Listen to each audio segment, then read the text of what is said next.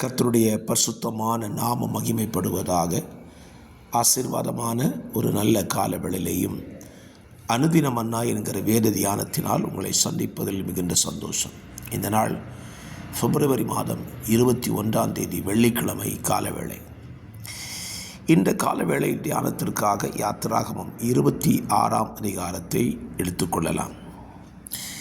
இந்த அதிகாரத்தில் மொத்தமாக 37 வசனங்கள் உள்ளன. இந்த அதிகாரத்தின் சாராம்சம் ஆசரிப்பு கூடாரத்தை எப்படி அமைக்க வேண்டும், எதினாலே அது செய்யப்பட வேண்டும் என்பதை குறித்து இந்த அதிகாரத்தில் மிக தெளிவாக தேவன் மோசேயினிடத்தில் சொல்லுகிறார். எந்த நூலை வச்சு திரைச்சீலை உண்டாக்கணும், எந்த மரத்தை வச்சு அதற்கு ஆசரிப்பு கூடாரம் கட்டணும் அப்படிங்கிறதெல்லாம் மிக தெளிவாக சொல்லுகிறார். இந்த அதிகாரத்தில் நம்முடைய சிந்தைக்கு என்ன வார்த்தை எடுத்துக்கொள்ளலாம்? அதனுடைய 6வது வசனத்திலேயும் நீங்கள் கவனிச்சிங்கன்னா 11ஆம் வசனத்தில் இணைத்து விடுவாயாக அப்படிங்கிற ஒரு வார்த்தையை பயன்படுத்தி இருப்பார். ஆசரிப்பு கூடாரம் பலவிதமான திரைச்சீலைகளால் செய்யப்பட்டிருந்தாலும் ஒவ்வொரு திரைச்சீலையும் இணைக்கக்கூடிய ஒரு பகுதி இருந்துச்சு. 2 திரைச்சீலைக்கும் இடையே கொக்கிகள் இருந்துச்சு. ஒன்றில் வளையங்களும் இன்னொன்று கொக்கி இருந்துச்சு. இந்த ஆசரிப்பு கூடாரத்தினுடைய திரைச்சீலைகள் தனித்தனியே செய்யப்பட்டிருந்தாலும் அது ஒரே வாசஸ்தலமாவதற்கு இணைப்பு தேவை. இணைப்பு இல்லாமல் அந்த திரைச்சீலைகள் செய்யப்பட்டு நேர்த்தியாய் செய்யப்பட்டிருந்தாலும் அது தனித்து தான் இருக்கும். அதனால் பிரயோஜனம் இல்லை. அதுபோலவே கிறிஸ்தவ வாழ்க்கையில் நாம் என்னதான் தேவனுக்குள்ளே பரிசுத்தமாய் உண்மையாய் நீதியாய் வாழ்ந்திருந்தாலும் நம்மை போல தேவன் ரட்சித்து பரிசுத்தமாக்கப்பட்ட ஜனத்தோடு கூட இணைந்து உள்ள ஒரு வாழ்க்கை நமக்கு தேவை.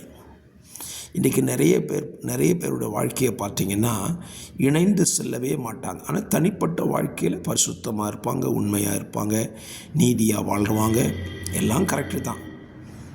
ஆனால் உங்களுக்கும் உங்களை போன்று தேவனால் தெரிந்து கொள்ளப்பட்ட ஜனத்துக்கும் இடையே ஒரு இணைப்பு அல்லது ஒரு பிணைப்பு கண்டிப்பாய் தேவை. அப்படி சேர்ந்தாதான் ஒரே வாசஸ்தலமாக மாற முடியும்.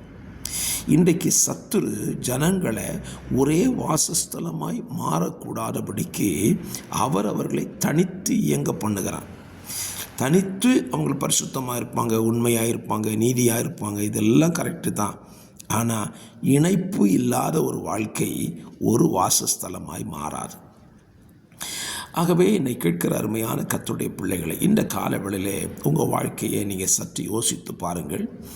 நீங்கள் இணைந்துள்ள ஒரு வாழ்க்கை வாழுகிறீர்களா அல்லது தனித்து வாழுகிறீர்களா? ஆசரிப்பு கூடாரத்தினுடைய நிலைமையை ஏற்கனவே சொல்லிட்டோம்ல. அது பலவிதமான மூடுதல்களால், பலவிதமான நூல்களால், பலவிதமான காரியங்களால், ஸ்தோத்திர ரோமத்தால் செய்யப்பட்டவைகள். ஆனால் அவைகள் மற்றவைகளோடு இணைக்கப்படும் பொழுதுதான் ஒரே வாசஸ்தலம், ஒரே சபை, ஒரே குடும்பம், ஒரே ஐக்கியம் எப்பொழுது வரும்? மற்றவர்களுக்கும் நமக்கும் இடையே உள்ளதான அந்த இணைப்பு அல்லது பிணைப்பு. விசுவாசிகளுக்கும் இடையே ஒரு பிணைப்பு, விசுவாசிகளுக்கும் ஊழியர்களுக்கும் இடையே ஒரு பிணைப்பு, விசுவாசிகளும் சபையும் ஊழியரும் சேர்ந்து தேவனுக்கு இடையே நல்ல ஒரு பிணைப்பு. இதெல்லாம் இருந்தால் தான் ஒரே வாசஸ்தலம், ஒரே சபை, ஒரே குடும்பம், இந்த கண்ணோட்டம் நமக்குள்ளே வரும். இல்லை என்றால் நம்மால் தேவனுக்கோ தேவ ஜனத்திற்கோ எந்த பிரயோஜனம் இல்லாமல் போய்விடும். ஆகவே இந்த காலவெளியிலே சாந்தமான வார்த்தையை ஏற்றுக்கொள்ளுங்கள்.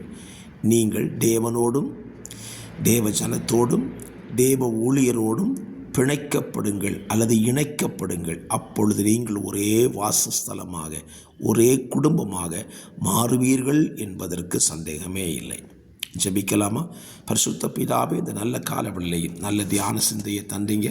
நாங்கள் தனித்து ஓடுகிற ஓட்டத்தை அல்ல, இணைந்து செல்லுகிற, இணைந்து வாழுகிற நல்ல அனுபவத்தை இந்த காலவெளி வசனத்தை கேட்கிற யாவருக்கும் கொடுத்தவர்களை ஆசீர்வதி. இயேசுவின் நாமத்தில் ஜெபிக்கிறேன் நல்ல பிதாவே. ஆமேன், ஆமேன், ஆமேன்.